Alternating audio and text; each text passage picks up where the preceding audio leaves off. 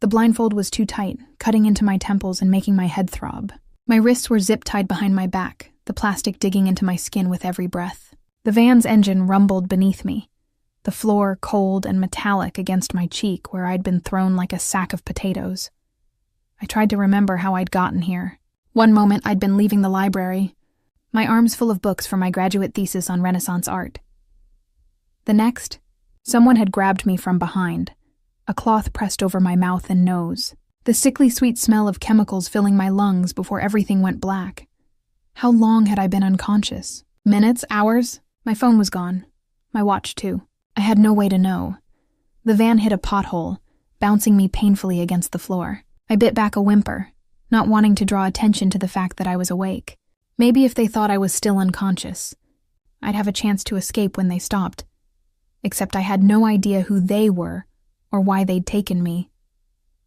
Voices drifted from the front of the van. Male, speaking in what sounded like Italian. I'd taken 2 semesters in college, enough to catch fragments. Something about the target, the boss, and she better be worth it. Target? Worth it. I was a broke grad student living on ramen and library coffee. What could anyone possibly want with me? The van slowed, turning sharply. We'd left the smooth highway for rougher roads, gravel crunching under tires. Then we stopped, the engine cutting off, leaving only the sound of my own panicked breathing. "Get her out," someone commanded. The accent was thick, but the English clear. "Careful. Boss wants her unmarked." Hands grabbed me, hauling me out of the van with zero gentleness despite the command.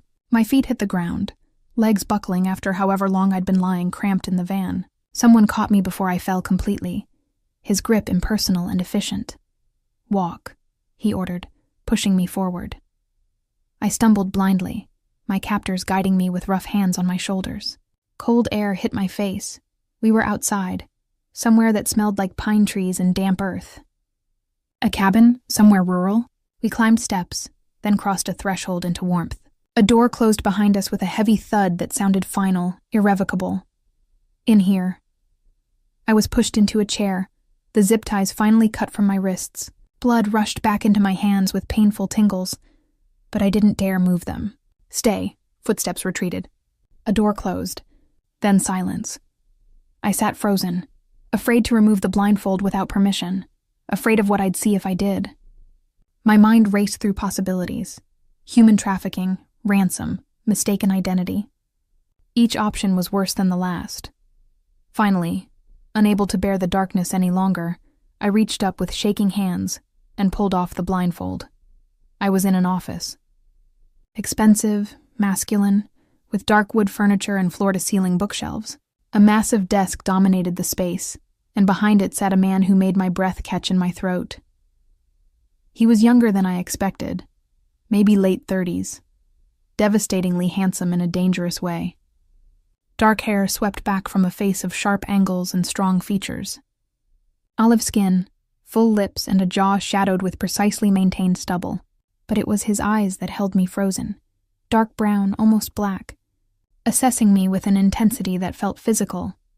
He wore all black, expensive shirt with sleeves rolled to his elbows, revealing forearms covered in intricate tattoos. More ink peeked from his collar, suggesting extensive work across his chest. His hands, resting casually on the desk, bore tattooed knuckles and heavy rings that looked more like weapons than jewelry. He looked like exactly what he probably was, a very dangerous man. "You're awake," he observed, his accent Italian, his voice a low rumble that sent involuntary shivers down my spine. "Good, I have questions. Who are you? Why did you kidnap me?" My voice came out stronger than I felt. He tilted his head, studying me with an expression I couldn't read. "I'll ask the questions. You'll answer them. We'll see how this goes from there. I want to call the police. I want a lawyer. I have rights, you have nothing." He leaned forward slightly. "Right now, you have only what I allow you to have. The sooner you understand that, the easier this will be." Fear spiked through me, but I forced myself to meet his eyes. "I don't know what you want, but I'm nobody. I'm a grad student. I have maybe $200 in my bank account and student loans that'll take me 30 years to pay off. If this is about ransom, you grabbed the wrong person." Something flickered across his face. "Your name." "What?" "Tell me your name. Why?" "You're the one who kidnapped me. Shouldn't you already know? His jaw tightened slightly. Your name, Sophia. Sophia Blake. I watched his expression carefully. Does that mean anything to you? He was silent for a long moment, his dark eyes never leaving my face. Then he pulled out his phone, tapping something, his expression growing darker with each passing second. Finally, he set down the phone and looked at me with an intensity that made me press back in my chair. Sophia Blake, graduate student at Columbia, studying art history, 27 years old, lives alone in a studio apartment in Morningside Heights.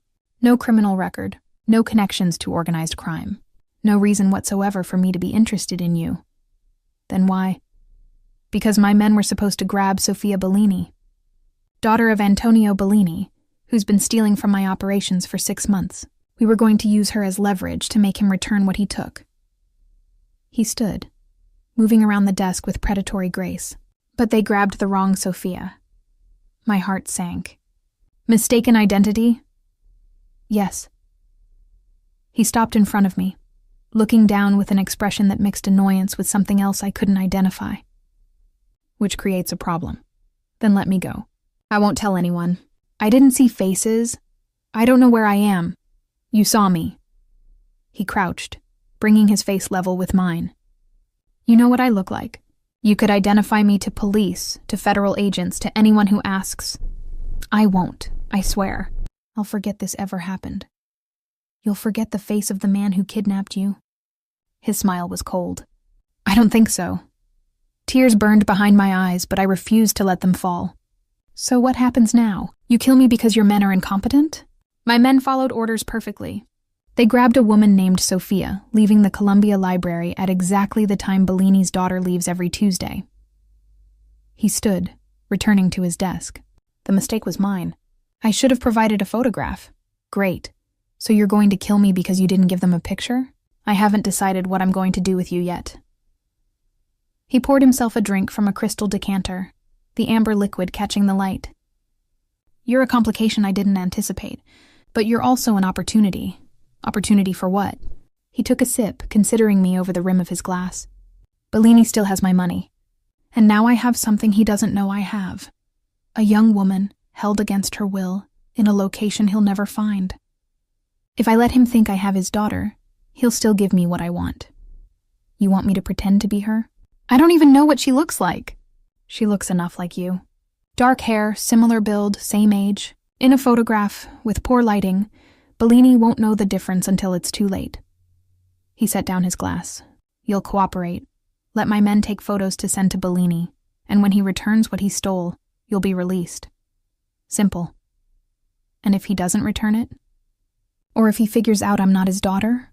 Then we'll deal with that when it happens. He pulled out his phone again, tapping a message. In the meantime, you'll stay here. Under guard. Any attempt to escape will be dealt with harshly. This is insane. You can't just keep me prisoner. I can, and I am. He looked up from his phone. You should have been more careful walking alone at night. Should have been more aware of your surroundings. Should have been anything except an easy target who shares a name with someone on my radar. So this is my fault?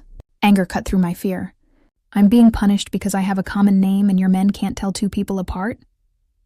You're being kept alive, which is more than many people in your position receive. His expression hardened. Be grateful for that, Miss Blake. And pray that Bellini values his actual daughter enough to pay for what he thinks is her. A knock on the door interrupted whatever I might have said next. A man entered without waiting for permission. Tall, broad, with a scar running down his left cheek and the same dangerous aura as the man behind the desk. Boss, he said in Italian, which I understood just well enough to follow. We have Bellini's location. Do you want me to proceed with the exchange demand? Yes, send the photo first. Make sure it's convincing. The boss, I still didn't know his name, gestured to me. Take her to the guest room. Make sure she's comfortable but secured. I don't want any escape attempts. Wait, I said as the scarred man moved toward me. I don't even know your name. If I'm going to be your prisoner, shouldn't I know who's holding me captive? He considered this, then smiled slightly. You can call me Dante. And you're not a prisoner, Miss Blake. You're a guest. An involuntary, non-optional guest, but a guest nonetheless. That's just kidnapping with better semantics. Perhaps. He nodded to the scarred man. Go, Marco. Make sure she has everything she needs. We want her healthy and presentable for photographs. Marco grabbed my arm, pulling me toward the door. I tried to resist, but his grip was iron. As he dragged me into the hallway, I looked back at Dante, finding him watching me with an expression I couldn't read. This is illegal, I shouted. Kidnapping, false imprisonment, yes, Dante agreed calmly. Add it to the list of my crimes. I'm sure the authorities will be very interested, if they ever find out. The threat was clear. If I talked, if I went to police after this was over, there would be consequences. Permanent ones. Marco pulled me down a corridor to a bedroom that was surprisingly nice. Queen bed with expensive linens, attached bathroom, even a TV. But the barred windows and heavy lock on the outside of the door made it clear this was a prison, no matter how comfortable. Don't try anything stupid, Marco said in accented English. Cameras everywhere. Guards outside. You run, we find you. Understand? I nodded, too exhausted and terrified to argue. Good. He left, the lock clicking with finality. I sank onto the bed, finally allowing the tears to fall. I was kidnapped, held by what was clearly organized crime, all because I shared a name with some mobster's daughter. My phone was gone, so no one could track me. My roommate Emma would notice I hadn't come home, but she'd probably just assume I'd stayed late at the library or crashed at another friend's place. It might be days before anyone realized I was missing. And by then, anything could have happened. I curled up on the bed, pulling a pillow close, trying not to think about all the ways this could end badly, trying not to think about Dante's dark eyes, assessing me like I was a problem to be solved or eliminated, trying not to think about the fact that my life now depended on whether some criminal I'd never met cared enough about his daughter to pay for her return. A daughter who wasn't even me. I didn't sleep. How could I? Knowing armed guards stood outside my door, knowing cameras watched my every move, knowing a dangerous man held my life in his hands. Instead, I spent the night cataloging every detail of the room, looking for weaknesses, escape routes, anything that might help me survive this nightmare. The windows were reinforced, probably bulletproof. The door was solid wood with a lock that required a key from the outside. Even the bathroom had no windows, just a small ventilation grate too narrow for anyone to fit through. I was trapped. Completely. Around dawn, I heard footsteps in the hallway. The lock clicked, and a woman entered carrying a tray of food. She was older, maybe 50, with steel gray hair pulled into a bun and kind eyes that seemed out of place in this situation. Breakfast, she said in lightly accented English, setting the tray on the dresser. You should eat. Keep your strength up. Are you a prisoner too? I asked. No. I work for Mr. Russo. Have for 20 years. She smoothed the bedspread unnecessarily. My name is Maria. If you need anything, you ask me. I need to go home. Can you help with that? Her expression saddened. I cannot. I'm sorry. She moved toward the door, then paused. But I can tell you this. Mr. Russo is not a cruel man. If you cooperate, if you don't cause trouble, you'll be treated well. It's the ones who fight who suffer. I'm being held against my will. How am I supposed to not fight? By being smart, by staying alive. She left before I could ask more questions, the lock clicking behind her. I stared at the breakfast. Fresh fruit, pastries, coffee that smelled divine. My stomach growled despite my fear, and I realized I hadn't eaten since yesterday lunch. Reluctantly, I picked at the food, knowing Maria was right. I needed strength if I was going to survive this. An hour later, Marco returned with clothes. Put these on. Boss wants photos. The clothes were expensive, a dress similar to what a wealthy man's daughter might wear, designer shoes, even jewelry. They wanted me to look the part of Sofia Bellini, to convince her father that I was really her. And if I refuse, then we take photos of you as you are. But you look tired, scared, like you've been crying all night. That might make Bellini suspicious that something's wrong. You want him suspicious? Marco's expression was flat. Your choice, he was right. If Bellini thought something was wrong, if he suspected this wasn't really his daughter, he might not pay. And if he didn't pay, I was useless to Dante. Useless meant dead. "I'll change," I said quietly. After Marco left, I put on the dress with shaking hands. It fit perfectly. They'd clearly taken my measurements while I was unconscious. The thought made my skin crawl. When Marco returned, he led me back to Dante's office. The man himself stood by the window, phone to his ear, speaking rapid Italian.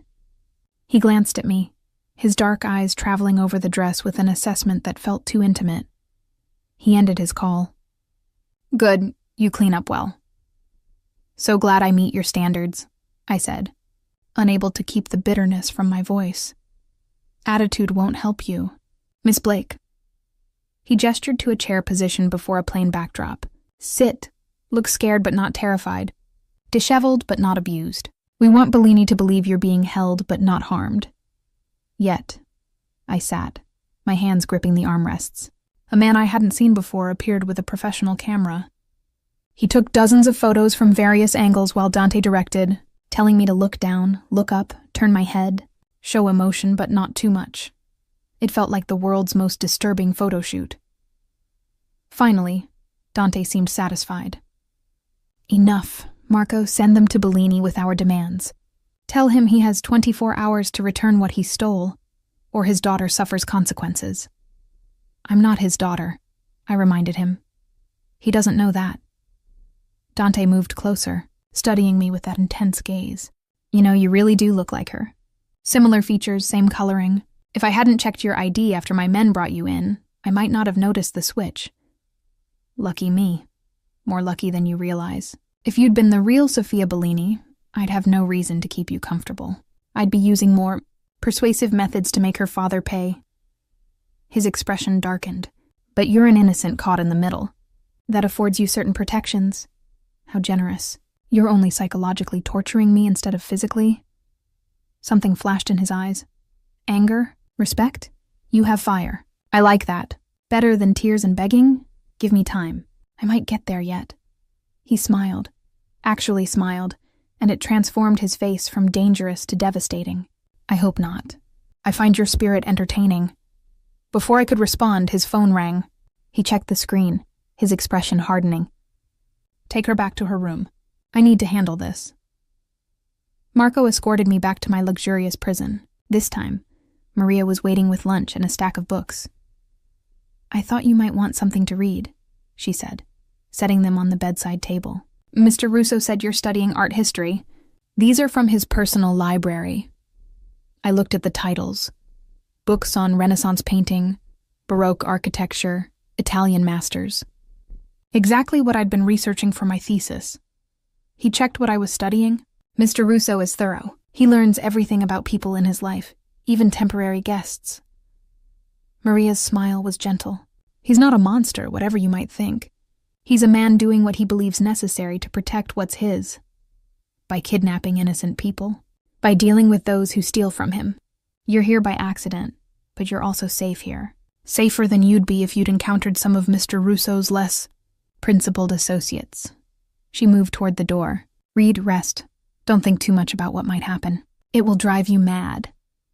After she left, I picked up one of the books, Caravaggio's use of light and shadow. I'd been researching him for months, had pages of notes about his technique, his influence on Baroque painting. I opened the book, trying to lose myself in familiar academic territory. It almost worked, pulling me into analysis of brushwork and composition, making me forget for brief moments that I was a prisoner. Then I'd remember where I was, who held me, and the words would blur as panic threatened to overwhelm me. 3 days passed in this strange limbo.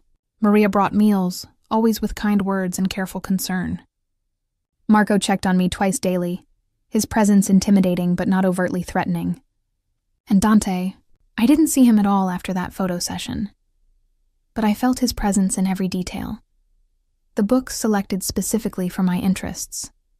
The food catered to preferences I didn't remember mentioning. Even the temperature of the room adjusted to perfect comfort. He was watching, monitoring, learning me the way he apparently learned everyone in his orbit. On the 4th day, everything changed. I was reading when my door opened without the usual knock. Dante stood there, his expression thunderous, his entire body radiating barely controlled rage. "Get up. Now. What's wrong?" "Your friend Emma, the one you live with. Tell me about her." My blood ran cold. "What about her?" "What did you do?" "I did nothing. But she's been asking questions, filing missing person reports, contacting everyone you know. She even went to the police." He pulled out his phone, showing me a news article. "Columbia student missing for 4 days. Police investigating." My photo stared back at me from the screen. "She's looking for me," I whispered. "Of course she is." I disappeared. "And now you're a police matter, which makes you a liability." He pocketed the phone. Bellini received the photos. He knows someone has his daughter, or thinks they do. He's agreed to return what he stole. The exchange is set for tomorrow. "So you'll let me go? After the exchange?" That was the plan. His jaw tightened. "But now police are involved. If you go home, if you talk, if you give them any information about me or my organization, there will be consequences." "I won't talk." "I swear, everyone says that, until federal agents offer immunity, witness protection, a way out." He moved closer, and I pressed back against the wall. "I need insurance. Something that ensures your silence after you're released." "What kind of insurance?" "That depends on you, Miss Blake. How much do you value your friend Emma's safety?" "Your own family's safety?" His dark eyes held mine. "Because if you talk, if you become a problem, I'll solve that problem. And solutions are rarely pleasant for everyone involved." The threat was crystal clear. Stay silent or the people I loved would pay the price. "I'll keep quiet," I managed. "Whatever you need, I'll do it. Just don't hurt anyone." He studied me for a long moment, something shifting in his expression. "You really are innocent, aren't you? Caught in the wrong place at the wrong time, willing to sacrifice your own freedom to protect others. Isn't that what anyone would do?" "No. Most people are selfish when survival is at stake." He reached out, his hand cupping my chin, tilting my face up to meet his gaze. The touch was surprisingly gentle despite his anger. "But you're different. I can see it in your eyes. You'd take the punishment yourself if it meant sparing others." "Please," I whispered. "Let me go. I won't say anything. I'll disappear if I have to. Just let me go." "I can't. Not yet." His thumb brushed across my cheekbone, the gesture almost tender. "The exchange is tomorrow. After that, I'll decide what to do with you. Until then, you stay here, under my protection." "Your protection? You kidnapped me!" "And in doing so, I've kept you safer than you realize." He released my face, stepping back. "There are people in my world who would do far worse than hold you in a comfortable room with good food and books. Be grateful you ended up with me instead of them." He left, the lock clicking, leaving me shaking with a confusing mix of fear and something else I didn't want to examine. Because for just a moment, when his hand had touched my face, when his dark eyes had held mine with that intensity, I hadn't felt afraid. I'd felt something far more dangerous. The day of the exchange, tension filled the entire house like electricity before a storm. Guards moved with heightened alertness, weapons visible where they'd been concealed before. Maria brought breakfast but barely spoke, her usual kindness overshadowed by worry. "What happens today?" I asked as she set down the tray. "Mr. Russo meets with Bellini. Trades the girl for what was stolen." She wouldn't meet my eyes. "Then things go back to normal." "And me? What happens to me?" "I don't know, child. That's for Mr. Russo to decide." She finally looked at me, sympathy evident. "But I'll pray for you. Pray that he sees your innocence and shows mercy." After she left, I couldn't eat. My stomach churned with anxiety about what came next. Would Dante really let me go? Or would I become a permanent loose end that needed to be tied up? Around noon, Marco appeared. "Boss wants to see you. Now." I followed him to Dante's office, finding him dressed differently than before. Tactical gear instead of expensive suits, weapons visible at his hip and ankle. He looked every inch the dangerous criminal, no polish to hide the violence beneath. "Sit," he commanded, not looking up from the tablet he was studying. "We need to discuss what happens after today." "You mean after you trick Bellini into thinking he's getting his daughter back?" "Yes." He finally looked at me, his expression unreadable. "Bellini will bring what he stole. My men will verify it's all there. Then we'll release someone he believes is his daughter. But it won't be his daughter. It'll be me. No. Dante set down the tablet. It'll be his actual daughter. My men found her 2 days ago. She's been here, in a different part of the house since yesterday. I stared at him, processing this. You have the real Sofia Bellini? Yes, which means you're no longer necessary for the exchange. He leaned back in his chair, watching me carefully. Which creates a problem. What to do with you now? Let me go. You said if I cooperated, I said I'd decide. And I have. He stood, moving around the desk with that predatory grace. You're staying here. What? No, you can't keep me prisoner forever. Not as a prisoner, as... He paused, seeming to search for the right word. As an employee, with very specific job duties. I'm not working for you. I'm not becoming part of your criminal organization. You already are part of it, whether you like it or not. You've been here for days. You've seen my face, my home, my operations. You know things that could damage me if shared with authorities. He was close now, looking down at me with those intense dark eyes. So you have 2 choices. Stay here under my control, where I know you can't betray me. Or leave and put everyone you love at risk. That's not a choice. That's coercion. It's reality. And the sooner you accept it, the easier your life will be. He pulled out his phone, showing me a photo. This is the apartment I've prepared for you. In Manhattan, near Columbia. You'll continue your studies, maintain your normal life, but you'll also work for me. I looked at the photo. A beautiful apartment, far nicer than my current studio. Doing what? Research. Documentation. I have various business interests that require academic analysis. Historical research, verification of art and antiquities.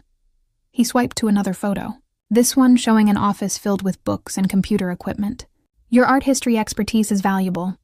You'll use it for me. And if I refuse, then Emma Chen, your roommate, will have a very unfortunate accident.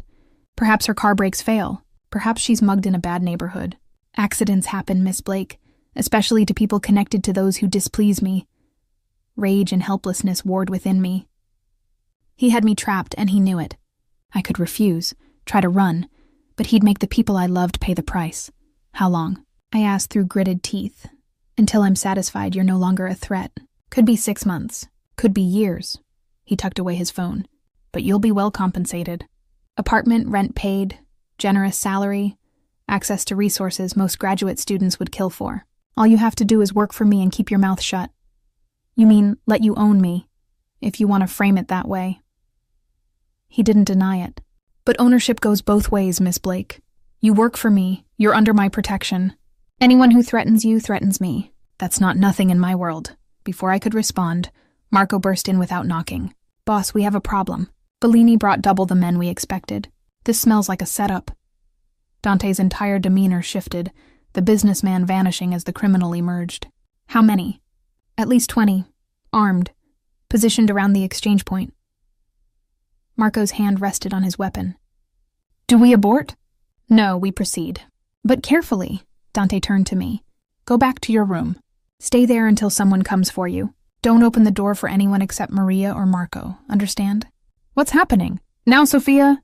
The use of my first name, sharp and commanding, made me move without thinking. Marco escorted me back quickly, his tension palpable. As he locked me in, I heard shouting in Italian, men running, the unmistakable sound of weapons being loaded. Something had gone wrong with the exchange. I pressed my ear to the door, trying to hear what was happening, but the shouting faded as people moved away from my wing of the house. Then silence, worse than the chaos because I couldn't know what it meant. Minutes crawled by.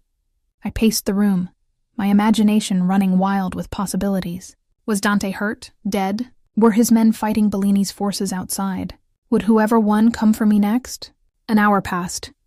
Then 2, no one came. No one brought food or water. The house was eerily quiet, as if everyone had disappeared. Finally, around sunset, I heard footsteps approaching. Heavy, multiple people. I backed away from the door, my heart racing. The lock clicked. The door swung open. Marco stood there, blood on his shirt, his face grim. Behind him, 2 other men I'd never seen, also bloodied and armed. Come with us, Marco said. Quickly. What happened? Where's Dante?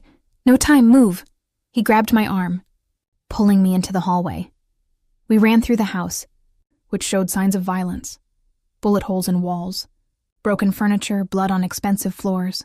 Outside, night had fallen, and I could see bodies lying motionless in the driveway. A car waited, engine running. Marco shoved me into the back seat, climbing in beside me. Drive fast. As we peeled away from the house, I finally found my voice. Someone tell me what's happening! Bellini ambushed the exchange, Marco said, pressing a cloth to a bleeding wound on his arm. He never intended to trade. He wanted to kill Mr. Russo, take back his daughter, and eliminate everyone who'd seen her. Is Dante alive? Marco's expression was unreadable. He was alive when he told me to get you to safety. Beyond that, I don't know. Why would he tell you to save me? I'm nobody to him. You're his responsibility now. He doesn't abandon his responsibilities. Marco looked at me directly. He also said if anything happened to him, to take you to his sister in Chicago. She'll know what to do. His sister? I don't understand. You don't need to understand. You just need to survive. He pulled out his phone, typing rapidly. We have a long drive ahead. Try to rest. But I couldn't rest. I stared out the window as we left whatever city we'd been in, heading onto highways I didn't recognize. The man who'd kidnapped me might be dead, and somehow, impossibly, I felt something twist in my chest at the thought. Not relief, not joy, but something closer to worry.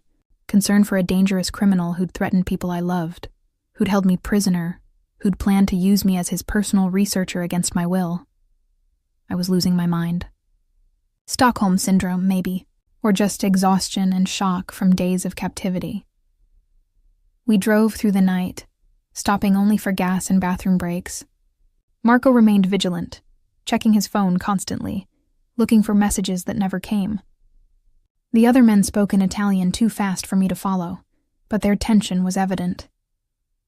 By dawn, we reached Chicago, pulling up to a high-rise building in an expensive neighborhood. Marco led me to the penthouse, where a woman answered before he could knock. She looked like Dante, same dark hair and eyes, same sharp features. But where he radiated danger, she projected controlled authority. She wore a business suit and carried herself like someone used to command. You must be Sofia, she said, her accent softer than Dante's. I'm Isabella Russo, my brother's sister. Is he alive? The words burst out before I could stop them. Something shifted in her expression. Yes, injured, but alive. He's in hiding until we know the full extent of Bellini's betrayal. She gestured us inside. Come, we need to talk about your situation. The penthouse was stunning. Art on every wall, floor-to-ceiling windows, furniture that probably cost more than my education. Isabella led me to a sitting area while Marco disappeared with the other men. My brother told me about you, Isabella said, pouring coffee from a silver service. The wrong girl, caught in the middle of a territorial dispute. He was going to keep me prisoner. Make me work for him. Yes, Dante has a tendency to solve problems through control. She smiled slightly.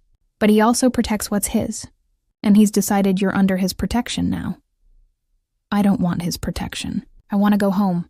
Home to what? Police investigations? Media attention? Bellini's men looking for witnesses? Isabella shook her head. The moment you disappeared, you became part of this world. There's no going back to normal, Sophia. Only forward.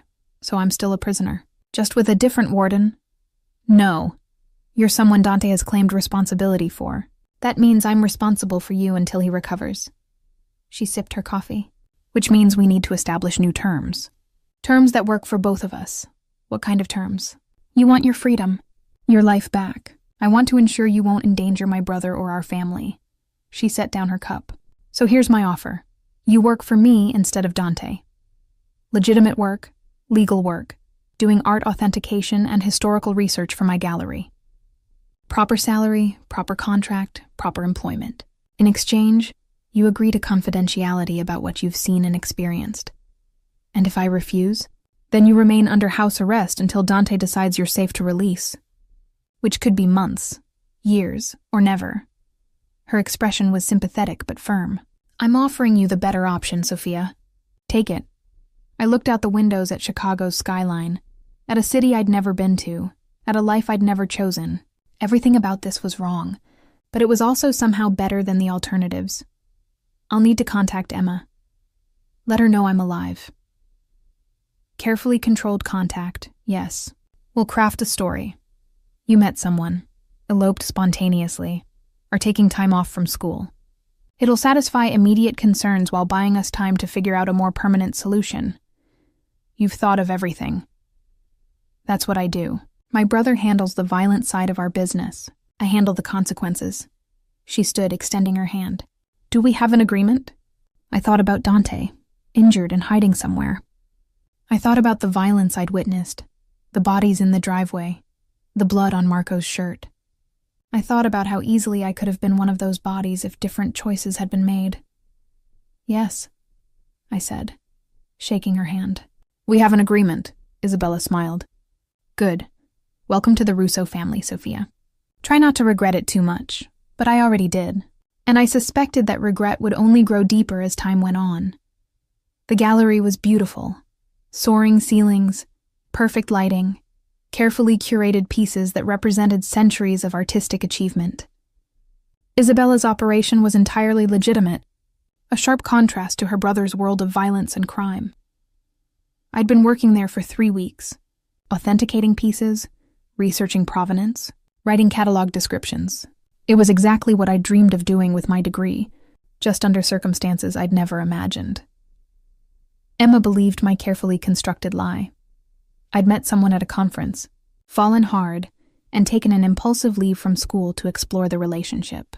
She was hurt I hadn't told her sooner, but ultimately supportive, sending texts about being happy and staying safe. The guilt of lying to her ate at me daily. My new apartment was in a luxury building Isabella owned, the rent mysteriously covered as part of my employment package.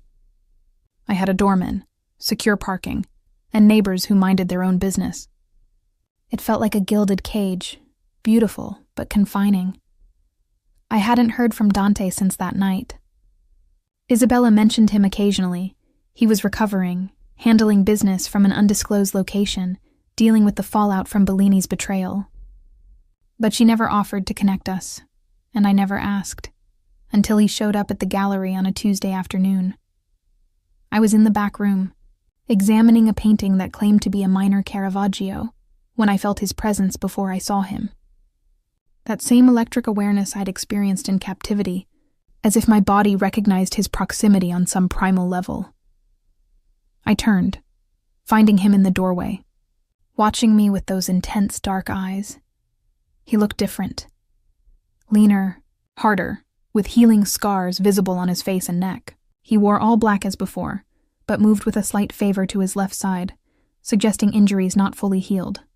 Miss Blake. His voice was exactly as I remembered. Working hard, I see. Mr. Russo. I kept my tone professional, trying to ignore how my heart had started racing. I didn't know you were coming.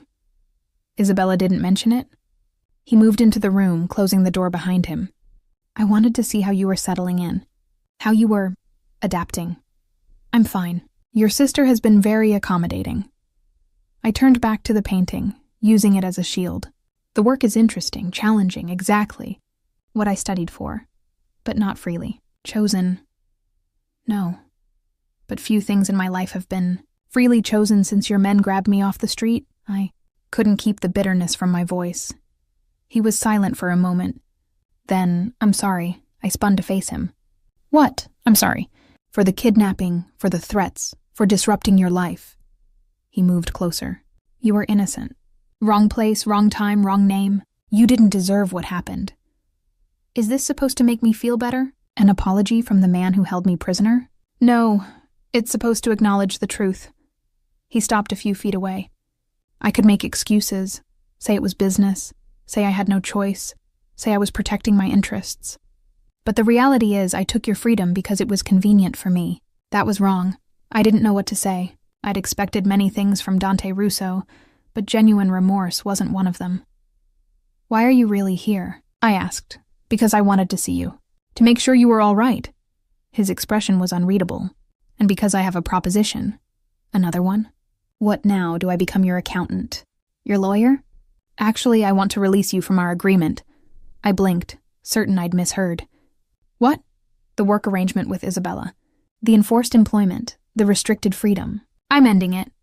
He pulled out papers from his jacket. This is a termination of the contract Isabella made you sign. You're free to go. Back to Colombia. Back to your life. Back to whatever you choose. I stared at the papers, not touching them. Why? What changed? I almost died 3 weeks ago. Bellini's ambush came close to succeeding. He set the papers on the table beside the painting. When you think you're going to die, you evaluate your choices. The things you've done, the people you've hurt. I decided I didn't want your suffering on my conscience. So this is about easing your guilt? Partly. Also about doing the right thing for once. He moved toward the door. You're free, Sophia. No more obligations to me or my family. No more threats against your loved ones, just free. Wait. I grabbed his arm as he reached for the handle. What about Bellini? What about the danger you said I'd be in? Bellini is dead. I handled him personally after I recovered enough to move. His voice was flat. His entire operation is dismantled. There's no one left to threaten you. And your need for me to keep quiet? For insurance against me talking? I'm trusting you won't. That the woman I got to know during those few days, the one who read Caravaggio in captivity, who stood up to me despite her fear, who chose to protect others over herself, that woman won't betray me. He looked down at my hand on his arm. Was I wrong to trust that? I released him, stepping back. No, I won't talk. Not to protect you, but to protect myself. To avoid being dragged deeper into your world. That's fair. He opened the door, then paused. For what it's worth, if circumstances had been different, if we'd met any other way, I think I would have liked knowing you properly. Without the kidnapping and threats, we'll never know, will we? No, I suppose we won't. He left, his footsteps echoing in the hallway. I stood alone in the room, staring at the termination papers, trying to process what had just happened. I was free, actually genuinely free. I could go back to school, back to my life, pretend none of this had ever happened. So why did it feel like loss instead of relief? I told Isabella that evening that I was leaving, returning to New York, going back to Colombia. She accepted it with grace, even offered to write a recommendation letter for my thesis committee. You were good at this work, she said. If you ever want to come back, legitimately, the door is open. Why are you being so kind? Your brother kidnapped me, because you never deserved what happened to you, and because I've seen how Dante looks at you.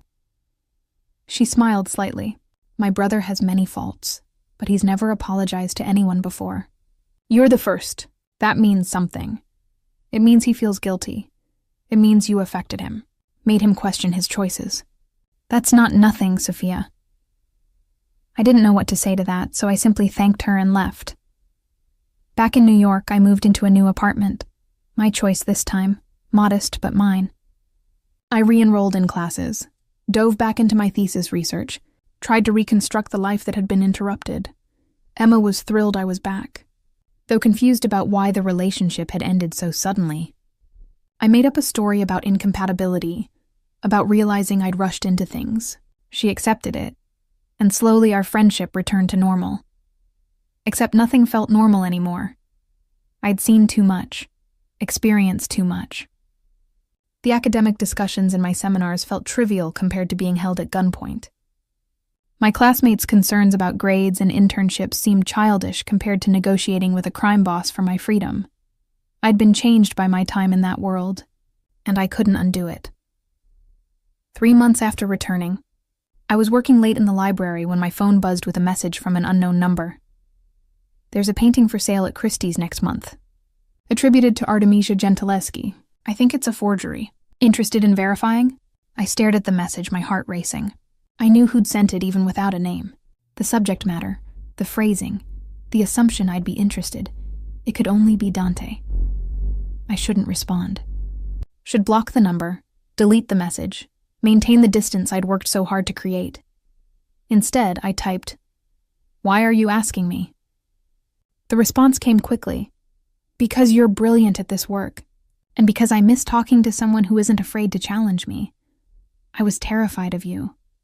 You were terrified of the situation. But you still challenged me, still spoke your mind, still refused to be broken. I admired that. I shouldn't engage. This was dangerous. He was dangerous. But I typed anyway. Send me the details. I'll take a look. Thank you. Compensation will be deposited to your account. I don't want your money. Then do it because you love art. Because you can't resist a good mystery. Because you're curious whether I'm right. A pause, then. And maybe because you miss it a little too. The intensity, the stakes that matter. He was right, and I hated that he was right. My normal life felt pale compared to those heightened days of danger and challenge. Just send the information, I typed. The painting arrived from my examination 2 weeks later, delivered by a Christie's courier with impeccable credentials and no idea who'd really commissioned the authentication. It took me 3 days of careful analysis, but I confirmed Dante's suspicion. It was a skilled forgery, probably from the 1920s. I documented my findings meticulously, then sent the report to the number he'd texted from. His response: "Knew I could count on you. Another job next month if you're interested." I should have said no, should have maintained boundaries. But I said yes. Over the next 6 months, it became a pattern. Dante would send me authentication requests, always through anonymous channels, always well compensated despite my protests. I'd examine pieces, write reports, and never quite managed to cut off contact completely. We never met in person.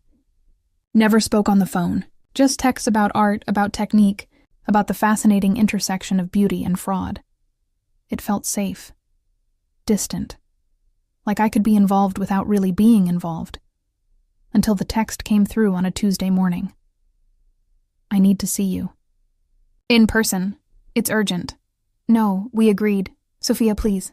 It's about your safety. Someone knows about our arrangement." "Someone dangerous." Fear spiked through me. "Who?" "Meet me tonight. The Metropolitan Museum, Temple of Dender, 8 p.m. after closing. I'll explain everything." "How are you getting into the Met after hours?" "The same way I do everything else. Through connections and money. Please." I wouldn't ask if it wasn't critical. I stared at the message for long minutes, torn between self-preservation and the awful truth that part of me wanted to see him again, wanted to be in that space where life felt vivid and real instead of the muted existence I'd been living. "I'll be there," I typed. "Thank you. And Sophia, come alone. Trust no one else with this." That night, I entered the Met through a service entrance where a guard waited with my name on a list. He led me through empty halls, our footsteps echoing off marble floors, past masterpieces I'd studied for years but now barely noticed. The Temple of Dendur sat in its glass-walled room, ancient and imposing, illuminated by soft lighting that made it look even more otherworldly than usual. And standing before it, hands in his pockets, was Dante Russo. He looked better than the last time I'd seen him. Fully healed, his usual controlled power restored. He wore a dark suit that probably cost more than my semester's tuition, and his dark eyes found mine immediately. "You came," he said quietly. "You said it was urgent." "About my safety." I stopped a careful distance away. "What's going on?" I lied. At my expression, he raised a hand. "There's no immediate danger. No one threatening you. I lied because I needed to see you. And I knew you wouldn't come otherwise. You manipulated me. Again.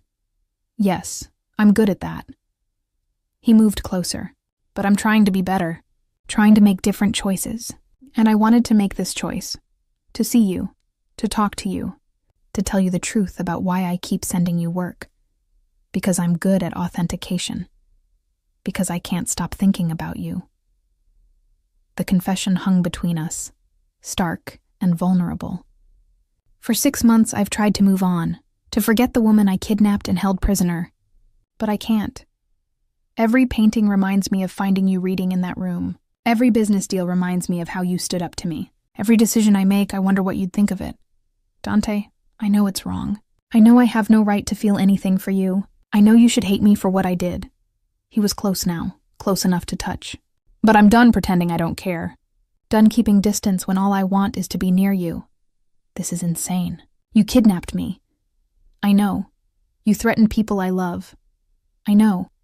You're a criminal. You hurt people. You operate outside every moral boundary I have. I know all of it. His hand came up, hovering near my face, not quite touching. But you're here anyway. In an empty museum at night, meeting a man you claim to fear. Why is that, Sophia? Because you said I was in danger. Because you wanted to see me too, he interrupted. Because these past 6 months have felt as empty for you as they have for me. Because you're drawn to this, to me, despite every rational reason not to be. He was right. God help me, he was right.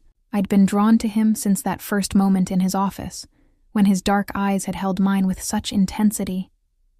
I'd felt alive in his world in a way I'd never felt anywhere else. This can't work, I whispered. We can't work, I know, but I'm tired of doing what makes sense instead of what I want. His hand finally touched my face, cupping my cheek, his thumb brushing across my lips. I want you, Sophia.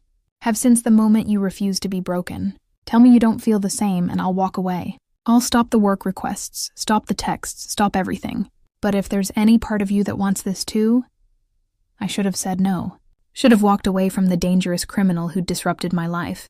Instead, I closed the distance between us and kissed him. The kiss was everything it shouldn't have been. Desperate. Intense. 6 months of denied attraction finally unleashed. Dante's hands tangled in my hair, pulling me closer as if afraid I'd disappear. I gripped his jacket, losing myself in the heat and danger and absolute wrongness of kissing a man who'd held me captive. We broke apart breathless, foreheads pressed together, both of us shaking. We can't do this, I whispered, even as my hands refused to release him. We already are. His voice was rough, affected. Sophia, I know this is complicated. I know I have no right to ask for anything from you, but I'm asking anyway. Give me a chance. Let me prove I can be more than the man who kidnapped you. How? By sending me illegal art to authenticate? By pulling me deeper into your world? By showing you all of it. The good and the bad. No more secrets, no more half-truths. He pulled back to look at me directly. I want to be honest with you. About my business, my life, my choices. And then you can decide if I'm worth the risk. You're asking me to date you, a crime boss. I'm asking you to give us a chance to see if this connection is real or just adrenaline and proximity. His thumb traced my jawline. I've never felt this way about anyone, Sophia. Never wanted someone to truly know me, all of me. But I want that with you. Every rational thought screamed that this was a terrible idea, but I'd spent 6 months being rational, being safe, and it had felt like slowly suffocating. 1 month, I said. You have 1 month to show me who you really are, all of it. Then I decide if this continues or ends. 1 month. He smiled, actually smiled, with genuine warmth. I can work with that. Over the next 4 weeks, Dante systematically dismantled every preconception I'd had about him. He showed me his legitimate businesses, restaurants, import companies, real estate holdings. He introduced me to his family, Isabella and their younger brother Marco, who I recognized as my former guard. You knew? I asked Marco, who grinned. From the start. Boss was different after you were here. Questioned things he never questioned before. Marco's expression turned serious. You're good for him. Make him think about consequences.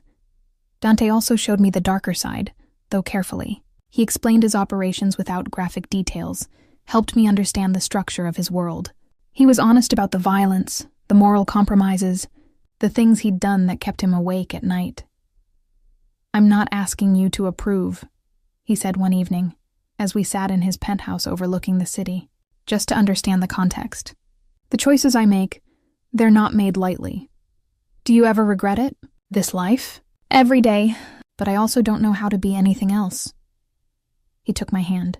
Except when I'm with you. Then I remember there might be other possibilities. We fell into a rhythm. Dinners at quiet restaurants, walks through the city, nights spent talking about everything and nothing. He'd show up at my apartment with coffee and pastries, having memorized my schedule. I'd text him photos of paintings I was studying, and he'd send back insightful observations that showed his educated eye. It felt normal. Except for the armed guards that followed us discreetly. Except for the phone calls he'd take in Italian, his voice hard and commanding. Except for the nights he'd disappear to handle business and return with shadows in his eyes. 3 weeks into our month, reality crashed back in. I was leaving class when a man approached me on campus. Well-dressed, professional-looking, but something about him set off alarm bells. Sophia Blake? He showed a badge. FBI, I need to ask you some questions about Dante Russo. My blood ran cold. I don't know anyone by that name. Really? Because we have surveillance footage of you entering his building multiple times over the past weeks. We also have records of money transfers from his accounts to yours. His smile was predatory. You're either working for him or involved with him. Either way, you're our way in. I want a lawyer. You're not under arrest. Yet. But we'd like you to come in voluntarily, answer some questions. Unless you prefer we make this official? He handed me a card. Think about it. We'll be in touch. He walked away, leaving me shaking on the sidewalk. I called Dante immediately. We need to talk. Now. 30 minutes later, I was in his penthouse, pacing while he listened to my account of the FBI encounter with an expression that grew darker by the second. They're building a case, he said finally. Have been for months. I knew it was coming eventually. You knew? And you didn't warn me? I didn't want to scare you. Didn't want to believe they'd try to use you against me. His hands curled into fists. This is exactly what I wanted to avoid. You being dragged into my legal troubles. Well, it's too late for that now. The FBI thinks I'm involved. They'll investigate me, my finances, my entire life. I stopped, realization hitting. The authentication work, the money you sent, that's evidence of me working for you. It's evidence of legitimate consulting fees for legitimate work. You did nothing illegal, except knowingly associate with a criminal under federal investigation. You didn't know I was under investigation. He stood, moving to me. Sophia, listen. I have lawyers who handle these situations. They'll protect you. Ensure you're not charged with anything. I don't want your lawyers. I trailed off, not sure what I wanted. This is too much, Dante. The FBI, the legal troubles, the constant danger. I can't. You're leaving. His voice was flat. Our month isn't even up and you're already running. I'm not running. I'm being realistic. This isn't sustainable. Us being together, it puts me at risk I never signed up for. You signed up for it when you kissed me in that museum, when you agreed to give us a chance. He gripped my shoulders. Not hard, but firm. I told you it would be complicated. You said you could handle it. I thought I could, but that was before the FBI. Before the reality of what being with you actually means. Tears burned behind my eyes. Dante, I care about you, but I can't go to prison because you've made powerful enemies. You won't go to prison. I'll make sure of it. How? By intimidating federal agents? By making them disappear? I pulled away from him. That's your solution to everything. Control through force. But you can't control this. You can't control the justice system. Watch me. His expression hardened. Those agents who approached you, they'll be reassigned by tomorrow. The investigation will hit roadblocks. Evidence will be deemed inadmissible. I have resources you can't imagine, Sophia. I'll protect you whether you want me to or not. Don't you see? That's the problem. You think you can fix everything with power and money and threats. But some things can't be fixed that way. Some consequences can't be avoided. Then what do you suggest? I turn myself in? Plead guilty to every crime they suspect me of? Abandon my family and my business to make you feel safer? I don't know. I just know I can't keep living like this. Constantly looking over my shoulder, wondering when the other shoe will drop. We stood in tense silence, the space between us feeling like a chasm. Finally, Dante spoke quietly. I'm sorry for putting you in this position, for being selfish enough to think I could have something normal when nothing about my life is normal. He moved to his desk, pulling out an envelope. Here, everything you'd need to disappear if you wanted. New identity, money, contacts. You could start over somewhere I'd never find you. You're offering to help me run from you? I'm offering you the choice I never gave you before. Freedom. Real freedom. His dark eyes held mine. Take it and go, or stay and accept that being with me means accepting all of this.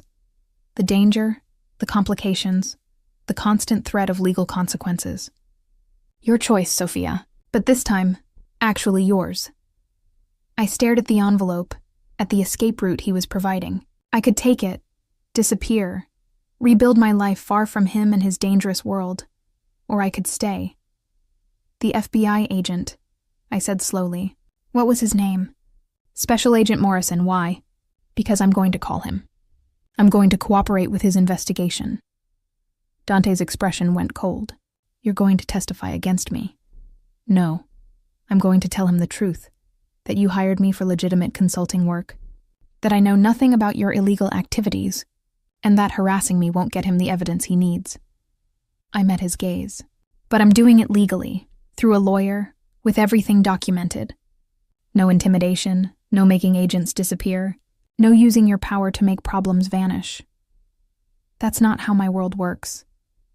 Then maybe it's time your world learned a different way. I moved closer to him. Dante, you said you wanted to be different with me, to make better choices. This is what that looks like. Handling legal problems legally, even if it's harder, even if it's scarier. And if they still try to charge you, then we deal with it, together, through the system, not around it. I took his hands. I'm not running, but I'm also not letting you turn me into someone who solves problems your way. We do this right, or we don't do this at all. He searched my face, conflict evident in his expression. Finally, he nodded. Okay, we'll try it your way. But if they threaten you, if they try to coerce you into anything, then we'll handle it. Legally. I squeezed his hands. Trust me on this. I trust you. It's the system I don't trust. But he pulled out his phone. I'll call my lawyer. He'll coordinate with whoever you choose. We'll do this properly. Thank you. He pulled me close, wrapping his arms around me in a hug that felt like equal parts protection and desperation. Don't make me regret this. Don't let them use you to destroy everything I've built. I won't betray you. But I also won't let you destroy yourself trying to protect me. I looked up at him. We figure this out together. As partners, partners. He smiled slightly. I like the sound of that. The next week was intense. Lawyers, meetings, carefully crafted statements to the FBI that gave them nothing usable while establishing my innocence. Agent Morrison was frustrated, but couldn't find grounds to charge me with anything. Through it all, Dante stayed close. Supporting but not controlling, trusting me to handle things my way, even when it clearly went against his instincts. We emerged from it changed. The investigation wasn't dropped, but I was officially cleared as an avenue of approach. And somehow, we were stronger for having faced it together without Dante resorting to his usual methods. So, he said one evening as we watched the sunset from his penthouse, our month is up. What's your decision? I thought about everything. The kidnapping, the fear, the FBI, the constant complications. I thought about the man who'd apologized, who'd trusted me, who'd tried to change his methods to honor my boundaries. I'm staying, I said, but we need new terms, such as, no more secrets. You tell me when legal troubles are coming. I get veto power on how we handle problems, and we both work on building something legitimate together, something that moves you away from the criminal side. That's a lot to ask. So is asking me to build a life with someone who could be indicted any moment. I turned to face him. I'm all in, Dante, but only if you're all in too. Not just with me, but with actually changing. He was quiet for a long moment, then pulled me close. All in. Even the terrifying parts where I don't know what I'm doing. Especially those parts. 2 years later, I stood in the gallery Isabella and I had opened together. A legitimate business. No criminal connections. Just beautiful art and honest work. The space was packed for our opening exhibition. Renaissance works on loan from private collections. Each piece authenticated and documented with meticulous care. Dante stood beside me, his hand resting on the small of my back, watching the crowd with the satisfaction of someone who'd helped build something good. He looked different now. Still dangerous, still commanding, but softer somehow. The sharp edges worn down by 2 years of choosing different paths. You did it, he murmured. This is incredible. We did it, I corrected. Your connections got half these loans. Your eye helped select the pieces, but your expertise made it legitimate, made people trust us. He squeezed my waist gently. I'm proud of you. The past 2 years had been complicated. Dante had slowly, carefully extracted himself from the most dangerous parts of his business. It wasn't easy. Men like him didn't just retire. But he'd transferred operations to trusted associates, closed down the illegal ventures, focused on the legitimate companies. There were setbacks. Old enemies who tested whether he'd really gone soft. Legal troubles that flared up periodically. The FBI investigation that had continued, though they'd never found enough evidence to indict. Through it all, we'd faced it together. Sometimes my way, through lawyers and legal channels. Sometimes his way, through connections and strategic pressure. Always as partners, Miss Blake. A reporter approached with a camera crew. Can we get a statement about the exhibition? I still used my maiden name professionally, kept that separation between my work and Dante's reputation. It was one of our compromises. I gave the interview, discussing the pieces and their historical significance, while Dante faded into the background. Another compromise. He supported my career but didn't overshadow it with his notoriety.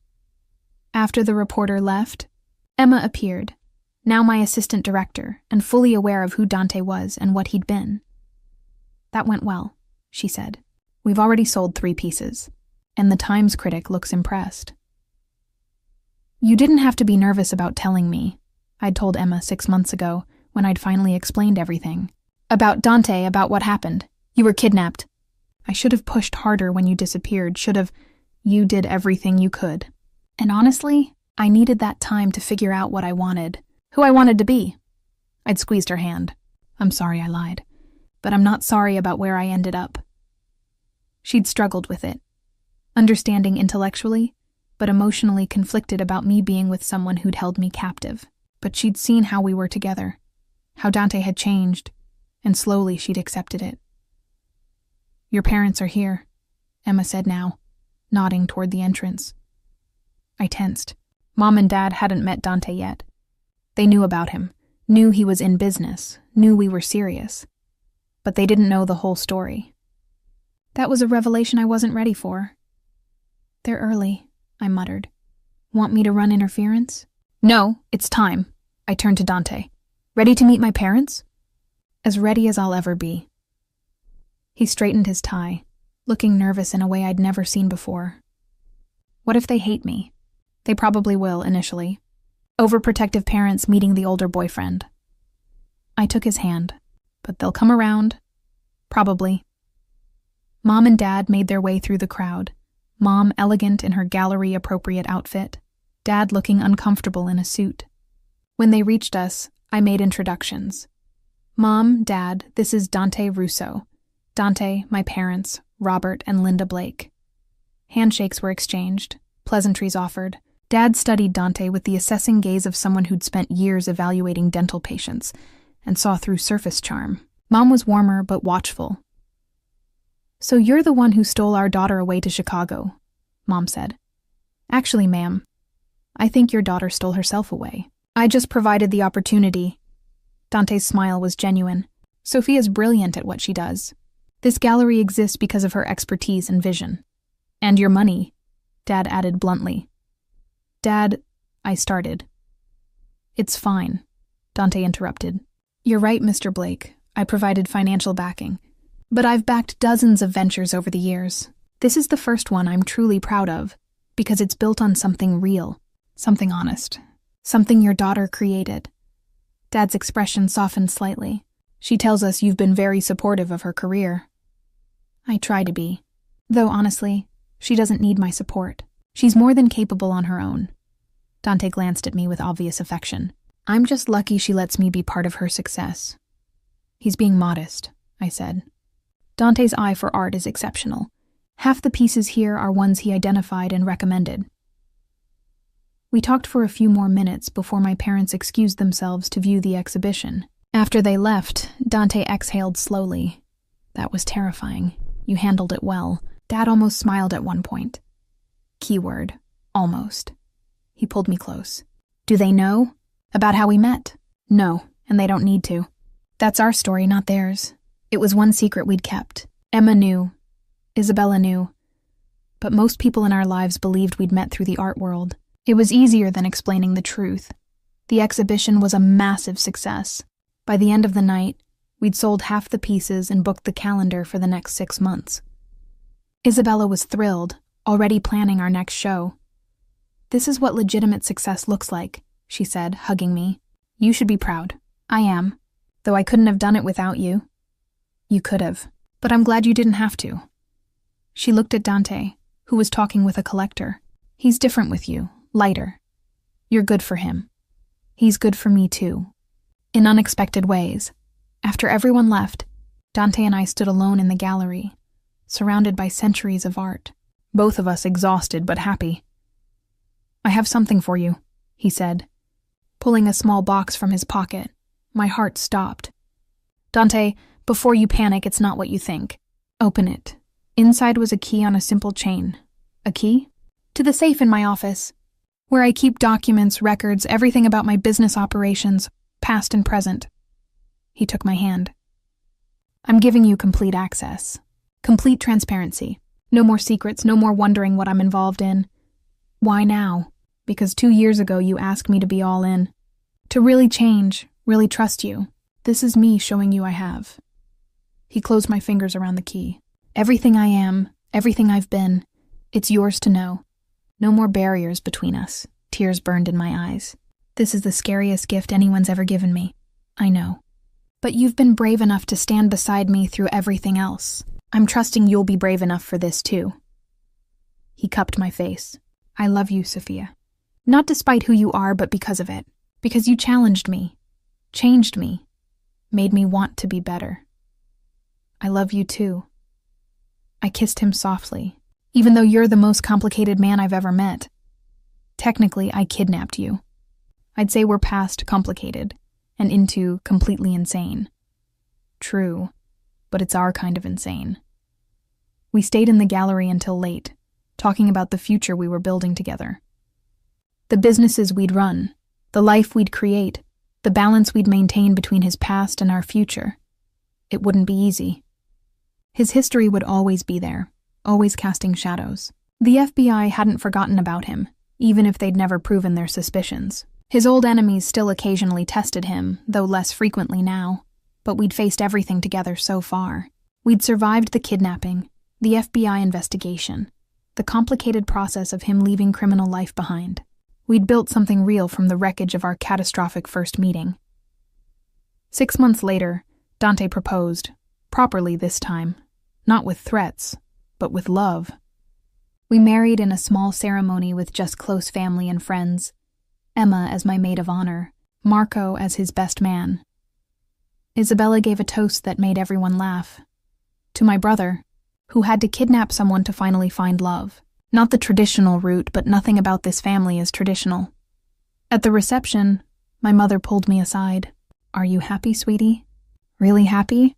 I looked across the room at Dante, who was deep in conversation with my father about art authentication techniques. 2 years ago, I'd been a terrified graduate student being held prisoner. Now I was watching my husband bond with my father over shared interests. "Yes, Mom. I'm really happy." "Good. Though I have to ask, how did you two actually meet?"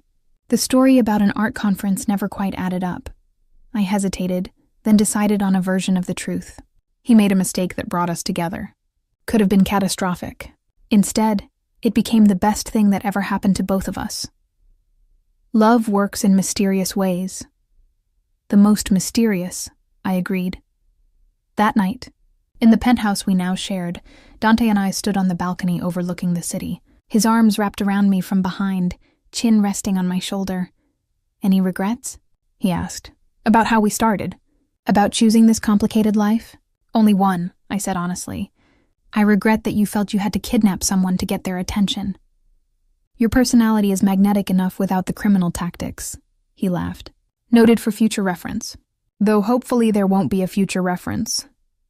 "Definitely not. You're stuck with me now." "Best kidnapping outcome ever," he murmured. I turned in his arms, kissing him deeply. "For the record, I would have gone out with you if you'd just asked. The whole abduction thing was completely unnecessary. Where's the fun in that? Normal people value boring courtships. Lucky for both of us, we're not normal people." He kissed me again, soft and sweet. "Thank you for giving me a chance, for seeing past what I was to what I could become. Thank you for being willing to change, for trusting me enough to be vulnerable." We stood together as the city lights sparkled around us. Two people who'd found each other in the most impossible circumstances and built something beautiful from the chaos. I'd been kidnapped by mistake. The wrong girl, the wrong place, the wrong name. But somehow, impossibly, It had led me to exactly the right person. Sometimes the best love stories start with the worst meet-cutes. Sometimes the person you're supposed to be with finds you in the most unexpected, dangerous, completely inappropriate way, and sometimes you're brave enough, or crazy enough, to embrace the chaos and build something real from the wreckage. Dante had told me once that I'd been the wrong girl. But as we stood together, married and happy, and building a legitimate future, I knew the truth. I'd been exactly the right girl. For him. For this impossible love. For this life we'd created together. All because his men had grabbed the wrong Sophia off a New York street 2 years ago. Best mistake they ever made.